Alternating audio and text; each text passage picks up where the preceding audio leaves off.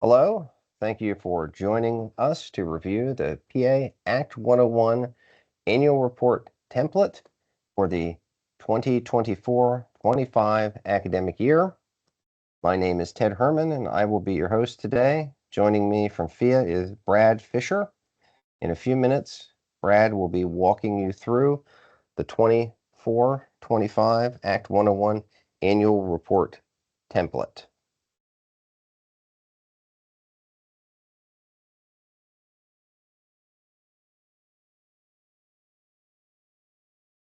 Before we begin, let's go over a few administrative items.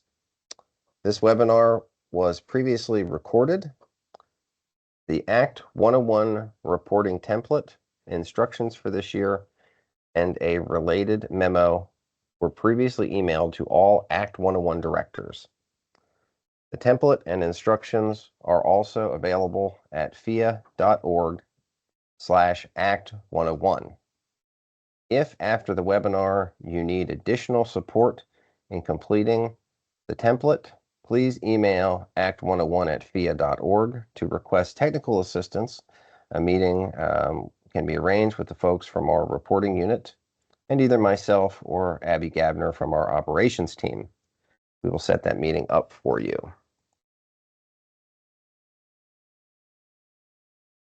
The purpose of this webinar is to walk through the 2024-25 academic year Act 101 reporting template and guidelines. The template has 7 sections or tabs, as you will see when you access the template. One is general information, academic performance, retention, credential completion, financial aid, budget and finances, and finally, student roster. For the 2024-25 academic year, the deadline for the completed report is June 30th. Extensions past June 30th, 2025 will be considered on a case-by-case basis and will only be granted for a short duration. So please email act101@fia.org if you require an extension and provide the reason for this request. If your extension is granted, you will receive a confirmation email with your revised due date. Final disbursement for the Act 101 program will be sent only after the annual report is received, reviewed, and verified as completed. If your institution owes a refund for the year, you will receive notification of that as well. Thanks again for joining us today. I'm going to turn the presentation over to Brad. Thanks, Ted. My name is Brad Fisher, and I'll be the one walking you through the 2024-25 Act 101 reporting template. For viewers who have reported data in prior years, this template is largely similar to the 2023-24 reporting template. However, a data field related to the new emergency funding for students has been added to the Budget and Finances tab, which we will discuss later. Let's start by looking at the General Information tab. FIA highly recommends that when completing the report, you start with this tab and go in order from left to right, ending with the Student Roster tab. This tab is unchanged from last year. First, you must select your school from the available drop-down list located in cell C3. I'm going to select the fictitious FIA University as an example.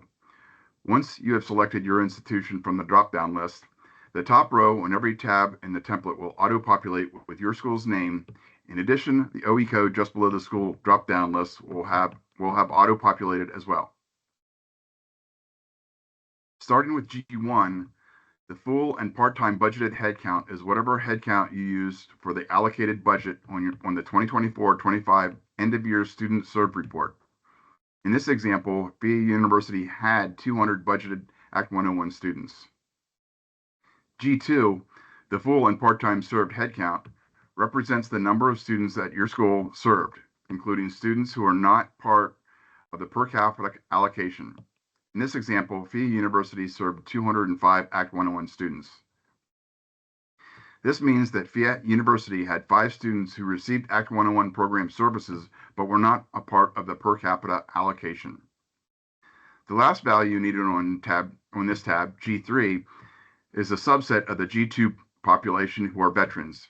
In this example, FIA University served 3 Act 101 students who are veterans.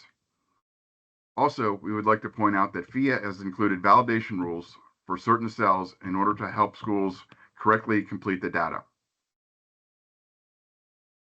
For example, on this slide, if you attempt to enter a budgeted headcount which is less than 40 students or greater than 400 for cell G1, you will get an error message since the minimum size of an institution's Act 101 program is 40 students, and the maximum number for which the FIA will provide funding for is 400 students. With that said, the number you enter for G2 can be greater than 400 students if you serve more than 400 students through other resources. For another validation example in this section of the report, if you attempted to enter a veteran served headcount which is larger than the overall number of Act 101 students served for cell G2, you'll get an error. Many of the input cells within the annual report template have data validation rules to ensure the data is entered correctly, and I will point out a few of these as we continue discussing the annual report template. Next, we will move on to the Academic Performance tab. On the Academic Performance tab, we ask schools to report the number of courses attempted, courses completed, and cumulative GPA for both Act 101 students as well as all Pennsylvania resident credential-seeking undergraduates. On this tab, there are 2 columns where you will be entering the same metrics for 2 different populations. The first column is for Act 101 students you served, while the second is for all Pennsylvania resident credential-seeking undergraduates enrolled at your institution. For both populations, there are 7 measures to enter.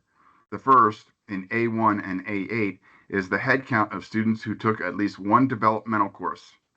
The next, in A2 and A9, is the number of developmental courses attempted by those students, followed by a number of attempted developmental courses that were completed in A3 and A10.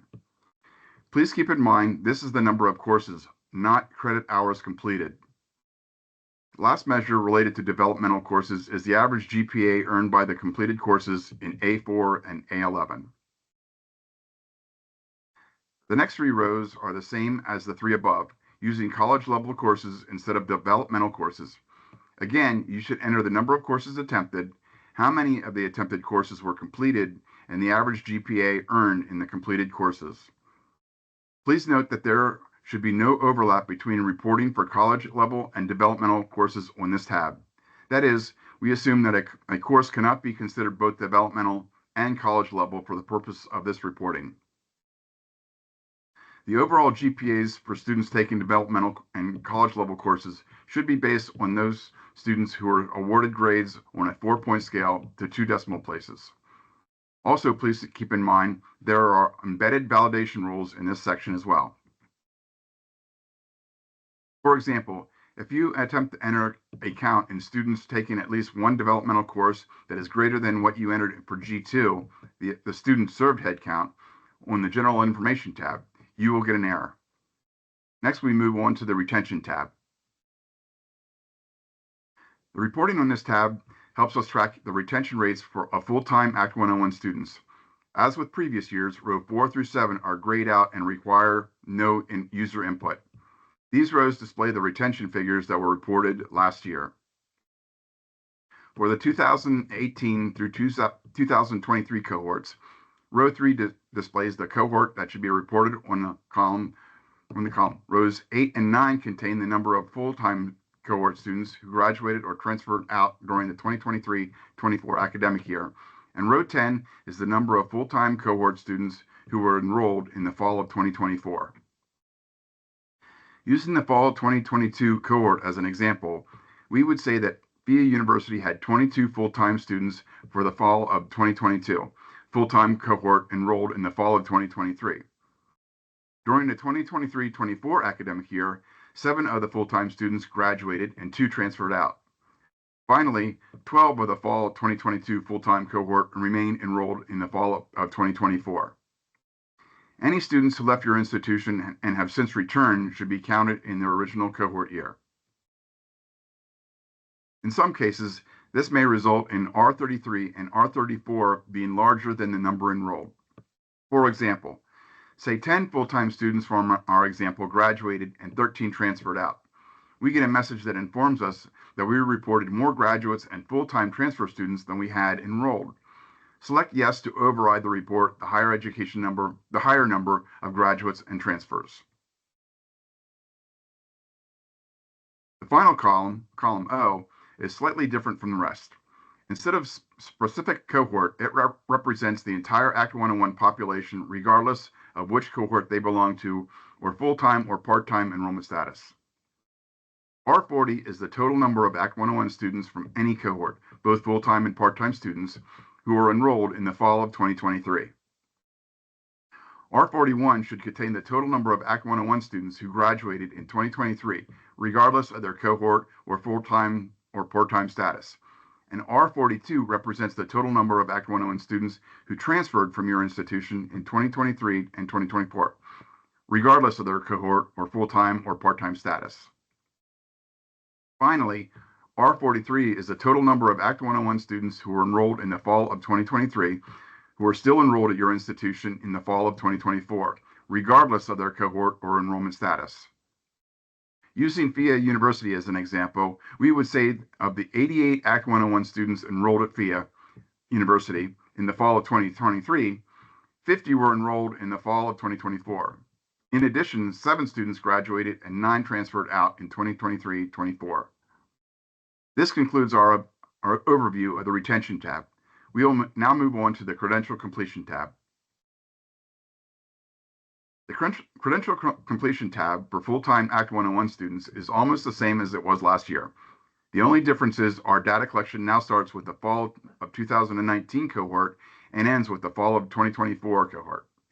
Like last year, you will notice that, except for the fall of 2024 full-time students cohort, row 4 is grayed out and will be populated with the fall enrollment figures entered in the last rows of the retention tab. C36 represents the number of full-time Act 101 students who first enrolled during the fall of 2024. I have again populated some of the fields on this tab for our example of FIA University. Row 6 represents the number of full-time Act 101 students who completed a certificate of a diploma during the 2024-25 academic year and remained enrolled. Row 7 represents the number of full-time Act 101 students who completed a certificate or diploma during the 2024-25 academic year and left your institution. Rows 8 through 11 are similar to rows 6 and 7, but are reported for the full-time associate and bachelor degrees completers. This concludes the credential completion tab for full-time Act 101 students. Next, we will move on to the section for reporting financial aid. This tab reports the number of Act 101 students receiving financial aid, along with the total dollar value of financial aid for the 2024-25 academic year. Please note that even though the $100 in emergency funding to each student that was new for 2024-25 must be treated as financial aid and included in the student's financial award offer, emergency funding is not being collected on the financial aid tab, but will be collected on the budget and finances tab. There are 2 columns that need filled out. The first, column D, is for a head count of students who received aid in each of the category listed in columns A and B. The second, column F, is for the total dollar amount of aid these students received in their respective financial aid categories. Please note that for federal direct loans, students with both subsidized and unsubsidized loans should only be counted once in the head count. That concludes the financial aid section. We will now move on to the budget and finances tab. The budget and finances tab for the 2024-25 academic year asks for the program expenses for different budget categories. This information is further broken down by the following funding types: Act 101 allocated funds, institutional funds, and non-institutional funds such as state funds, federal funds, and private donations. As previously mentioned, the new emergency fund to students must be reported on this tab. On this tab, the 5 different budget categories are shown in columns A. The first budget category is for staff salaries and benefits, starting on row 4. then program materials and office equipment on row 11, followed by student costs on row 16, miscellaneous on row 19, and ending with a generic other category on row 24. For each budget category, there are a number of subcategories you will be reporting on. For each subcategory, enter program expenditures that came from each of the three different funding sources. If any expenses using non-institutional funds are reported, you must also enter Y for yes or N for no to indicate the funds came from one of the 4 different sources. The letters A, B, C, and D are used to indicate which source was used. Definitions for these letters are located at the bottom of the page. R80 is the automatically calculated match percentage. It represents your total institution funds as a percentage of your entire Act 101 budget. For renewal schools, this percentage must be at least 25%. For new schools, it must be at least 15%. If the percentage is not high enough, you will see an error message. The emergency funding for R81 is the sum of the $100 emergency fund provided to each participating Act 101 students. Generally speaking, this number should equal the number of students served located on G2 in the General Information tab multiplied by 100. Please note that the emergency funding will be automatically included in the total Act 101 allocation, B76, and the match percentage in B80. As a general reminder, FIA is asking institutions to report actual expenditures for each budget category listed on this tab. Next, we move on to the Student Roster tab. Please provide an all-encompassing student list for the 2024-25 academic year Act 101 program. This means that the student roster list should represent all of your 2024-25 Act 101 students served, regardless of their cohort year. You will notice that the example we show on this slide, how you will change an error message in rows 3 and 4 if you don't enter SSNs for all of the students in the student served account listed on the very first tab of the template in cell G2. Once the number of SSNs match the number entered in cell G2 on the General Information tab, it changes to a green to let you know that there is no longer a potential error. The SSNs that appear on this tab must be 9 characters long, including leading zeros. They also must be unique. If duplicates are found, a warning bar will appear at the top of the page. Please fix any duplicate SSNs on your list. This concludes my walkthrough of each tab of the template. I will now hand the presentation back to Ted, who will go through some of the details regarding the submission of your annual report.